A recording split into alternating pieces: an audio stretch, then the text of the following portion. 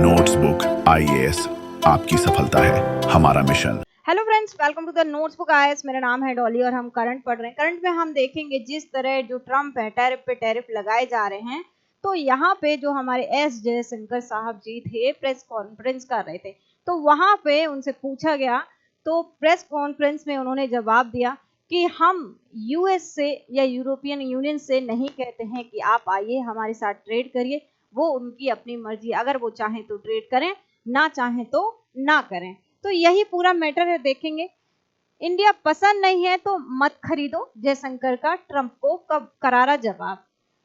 अब यहाँ पे the economics times, if you don't like it don't buy it, Jaishankar on Trump secondary sanction on India Russian oil. अब देखो यहाँ पे क्या सीन है कि जो यूएस है वो बिल्कुल भी नहीं चाहता कि जो भारत है वो रशिया के साथ ऑयल ट्रेड करे। ये कहते हैं ट्रम्प कि रशिया के साथ भारत जब ऑयल ट्रेड कर रहा है तो रशिया को मनी जनरेट होती है, मनी जनरेट होती है तो रशिया उससे वेपन खरीदता है, वेपन खरीदता है तो रशिया और यूक्रेन का जब वॉर चल रहा है तो वो रशिया इतने सालों से 3 सालों से स्टेबल कंडीशन में है क्योंकि उसको पैसा मिल रहा है। लेकिन यहीं पे ये जो ट्रम्प साहब हैं ये भूल गए कि वहां से रशिया से ही वो उनके यहाँ भी कुछ चीजें इंपोर्ट होती हैं। यूरोपीय यूनियन जिन्होंने सैंक्शन लगा कर रखा है रशिया के ऊपर, वो भी उनके ऊपर उर्वरक खरीदते हैं। सबसे ज्यादा हिपोक्रेसी तो देखो, एलएनजी बायर सबसे ज्यादा पूरे वर्ल्ड की बात करें तो यूरोपियन यूनियन है, ठीक है। और वॉर तो 2022 से चल रहा है, 2023 का ये डेटा बोलता है कि सबसे ज्यादा जो एलएनजी है वो बाय करी है यूरोपियन यूनियन ने। तो संभालना है तो उनको संभालो।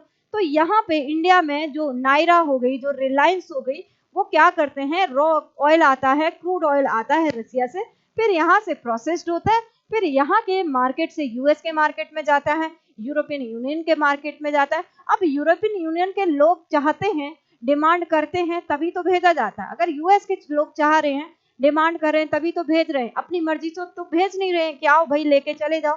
तो यहीं पे यही मैटर है। तो यहाँ पे जो हमारे एस जयशंकर हैं उन्होंने करारा जवाब दिया। वैसे अब धीरे धीरे बात करने लगे क्योंकि जो ट्रम्प थे वो 30 बार कह चुके हमने सीज फायर करवाया, हमने सीज फायर करवाया। फाइनली मोदी जी ने बोल दिया कि हमने, हमारी तो कोई किसी से बातचीत ही नहीं हुई, फिर भी उन्हें बुरा लग गया।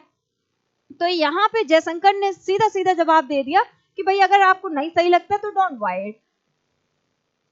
अब देखो, the external affair S Jaishankar Saturday defended India's energy tie with Russia, saying New Delhi oil purchase were both in national and global interest. अब यहाँ पे इन्होंने बोला है कि देखो हमारे कंट्री के लिए क्या बेस्ट है। 2022 की अगर बात करें तो वहां पे रशिया ने हमें बहुत सारा डिस्काउंट दिया था, तो जो कंट्री हमें डिस्काउंट दे रही है, कम पैसों से हमें चीजें वहां मिल रही, तो हम वहीं से तो खरीदेंगे। अगर यूएस हमें डिस्काउंट कर दे, अगर हमें ईरान कर दे, अगर कोई और कंट्री हमें डिस्काउंट कर दे, हम वहां से खरीद लेंगे, कोई प्रॉब्लम नहीं है।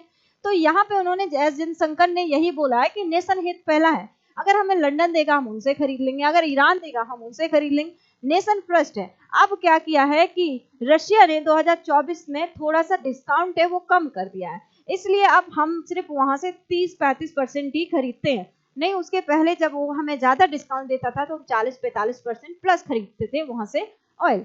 अब यहाँ पे देखो, he underlined that India would continue to take decision independently। तो यहाँ पे जयशंकर ने बोला कि हमें अब यूरोपियन यूनियन से पूछने की जरूरत है कि हमें अपने देश के लिए सामान कहाँ से खरीदना है, या हमें ट्रम्प से पूछने की जरूरत है कि हम ये ऑयल कहाँ से खरीदें, ये हम वेजिटेबल कहाँ से खरीदें। अब हमें ट्रम्प से पूछने की जरूरत है क्या? तो उन्होंने सीधे बोला है कि हम डिसीजन लेने के लिए इंडिपेंडेंट हैं। Even as trade decision independently, even as the trade remains a sticking point in discussion with the United States. The minister was emphatic on energy security. It's funny to have people who work for a pro-business American administration accusing other people of doing business. If you have a problem, उन्होंने सीधे बोला, if you have a problem, oil or refined product from India, don't buy it. ठीक है, nobody forces you to buy it, ये उन्होंने सीधा सीधा बोल दिया।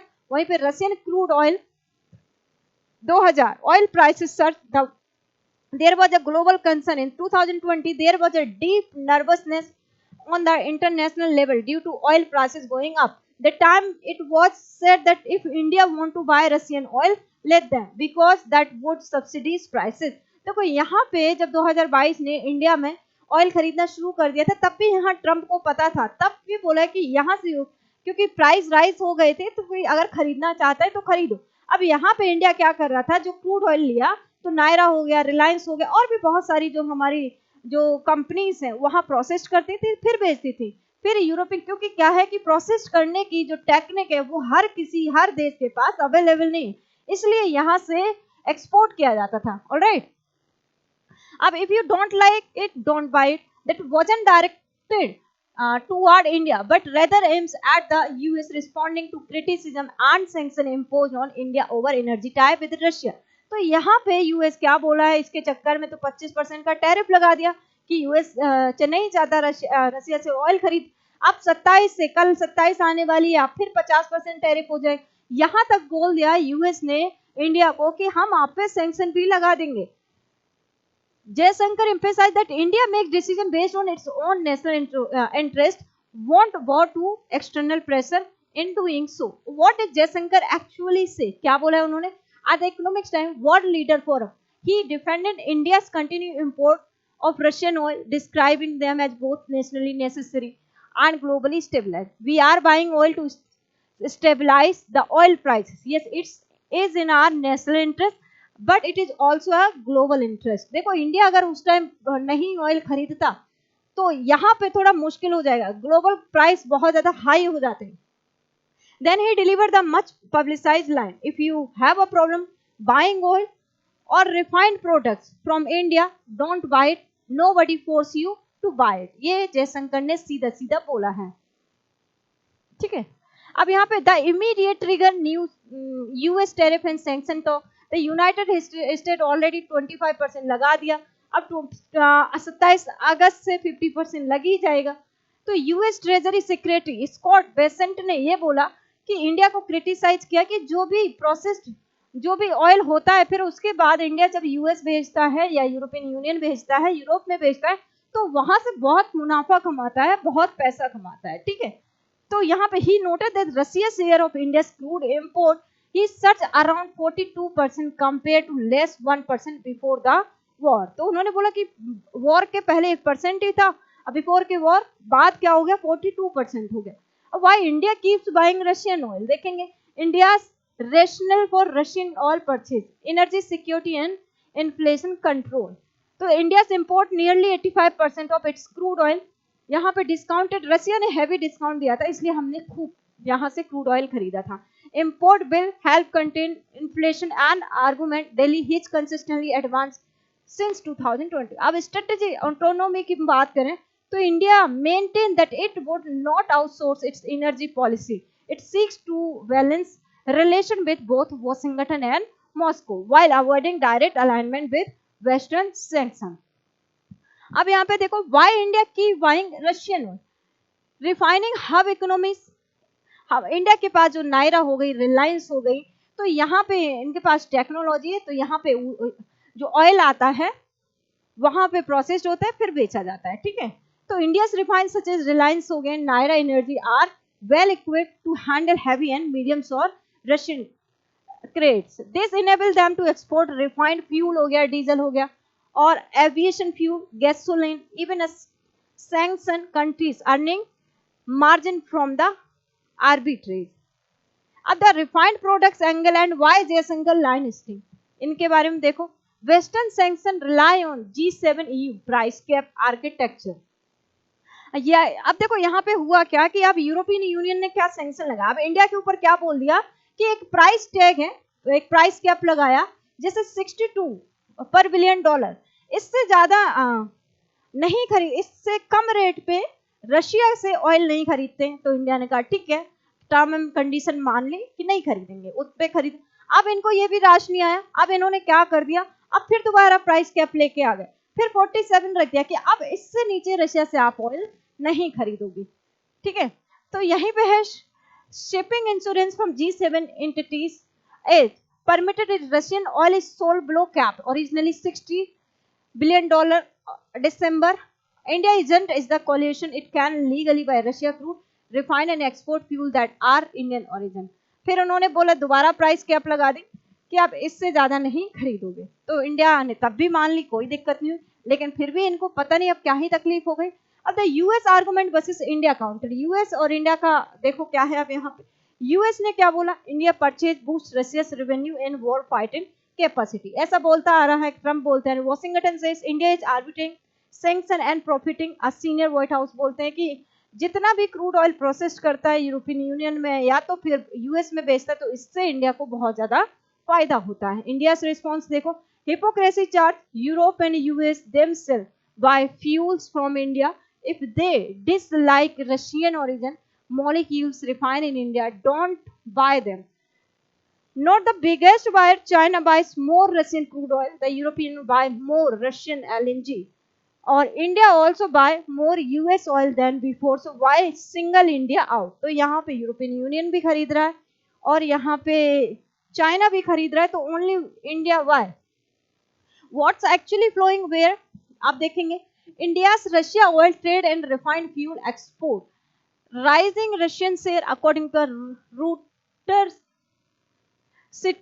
citing US official Russian crude new account for about 42% of Indian oil import compared to less than 1% before February 2022. Refined fuels, the core India's refined petroleum export देखो कितना था, 97 billion dollar in 2023 में, 84.2 बिलियन डॉलर 24 में और 63.4 billion dollar 25 में, क्योंकि यहाँ पे डिस्काउंट अच्छा खासा मिलता था।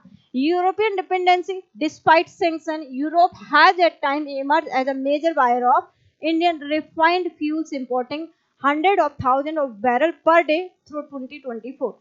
This independence reflects what External Affairs Minister S. Jaishankar has often emphasized, the global energy market is deeply interconnected. अब what change if secondary sanction bite? कि अब इस पे क्या है, शिपिंग एंड इंश्योरेंस, यहाँ भी प्रॉब्लम आएगी। स्ट्रिक्ट इन्फॉर्मेंस हो गया, section drive freight and insurance cost सब बढ़ जाएगा। पेमेंट की बात करें तो यहाँ भी प्रॉब्लम आएगी कि earlier work around such as non USD settlement by intermediate are become riskier.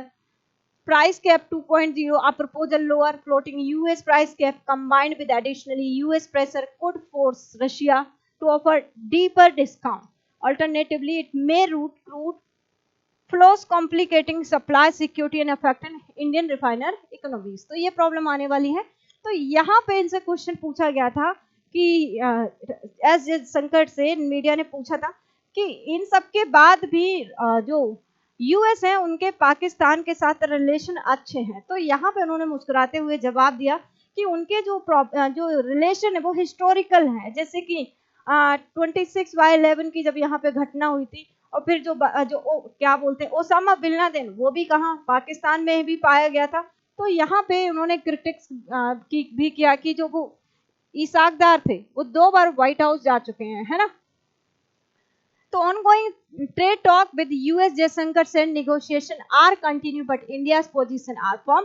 We have led lines in the negotiation and we have to be clear about them. We are committed to protecting the interest of farmer हो गया, small businesses हो गए। आज मोदी जी ने खुद बोला है कि जो फार्मर्स हो गया, जो मछुआरे हो गए हैं और जो MSME हैं, उन सबके हितों का ध्यान रखा जाएगा और इस पे कॉम्प्रोमाइजिंग नहीं होगा बिल्कुल भी। तो ये हमारी टेस्ट सीरीज है, ये फोन नंबर दिए गए हैं, आप इन पे कॉल कर सकते हैं, इंफॉर्मेशन ले सकते हैं।